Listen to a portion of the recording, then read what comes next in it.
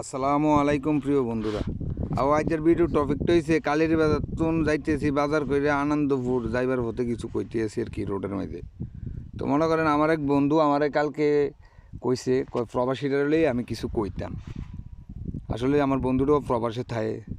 তো বললাম যে বন্ধু আসলে প্রবাসে আমি অনেক ভালোবাসি, আর আমিও তো মনে কর প্রবাসে অনেক ইচ্ছা আসলো, আমার কপালও নাই। তো যা হোক, সকল প্রবাসী ভাইদের জন্য দোয়া ও ভালোবাসা রইল।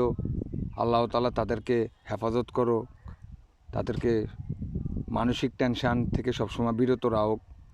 কারণ আমি একটা জিনিস ভাবলাম যে আসলে প্রবাসী ভাইয়েরা তারা মানসিক টেনশানে বেশি থাকে। কেন মানসিক টেনশানে বেশি থাকে?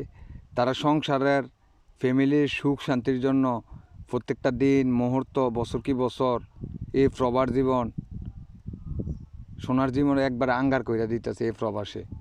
আসলে সব কিছুর একটাই উৎস যে ফ্যামিলিকে কীভাবে সুখে রাখবো, ফ্যামিলির লোকেরা কীভাবে চাহিদা পূরণ করব, নিজের কোনো চাহিদার দরকার নাই। তো এই চিন্তা কইরা একজন প্রবাসী সারাটা জীবন প্রবাসে থাকে, আসলে তার ভিতরগত বোঝার মতন কেউই থাকে না। আসলে বেলা শেষে একা, এই একান্ত সময়টার ভিতরে প্রবাসী ভাইয়েরা অনেক করে।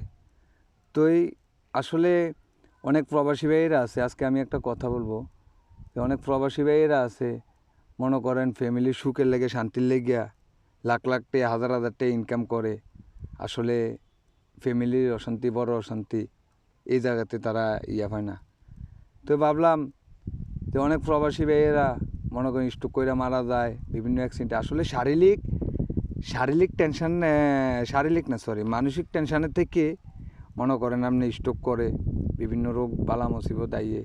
তো যাও আল্লাহ তাদেরকে হেফাজত করুক। আপনারা তারা প্রবাসে আছেন, কেউ মানসিক টেনশন করবেন না বেশি, কারণ মানসিক টেনশানে মানুষ বাঁচে না, মানুষ মারা যায়। শারীরিক টেনশন হইলে, শারীরিক সমস্যা হইলে এটা সারা যায়।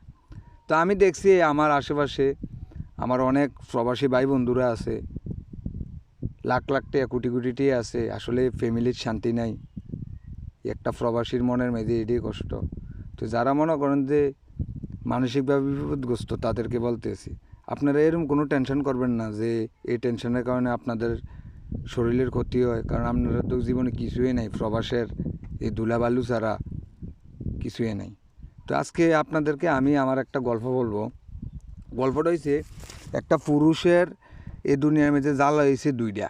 এই দুই জ্বালা যে পুরুষ সহ্য করতে পারে সে টিক্কা থাকে, আর এই দুইটা যে সহ্য না করতে পারে সে মারা যায়। তো দুইটার মধ্যে মনে করেন একটা হয়েছে একজন মানুষ, একজন পুরুষ আর কি, কীভাবে ফ্যামিলিকে তার সুখে রাখবো, শান্তিতে রাখবো, এই টেনশন একটা। আর দুই নম্বরে মনে করেন যে মানুষটার মনে করেন কর্ম নাই, হঠাৎ করে কর্ম শেষ হয়ে যায়, পকেটে টাকা থাকে না। এই দুইটা জ্বালা কিন্তু একটা পুরুষ সহ্য করতে পারে না।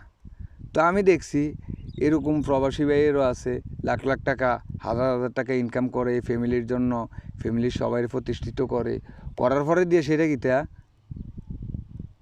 নিজে আর কোনো শান্তি পায় না, বেজ্জুতি হয় আর কি।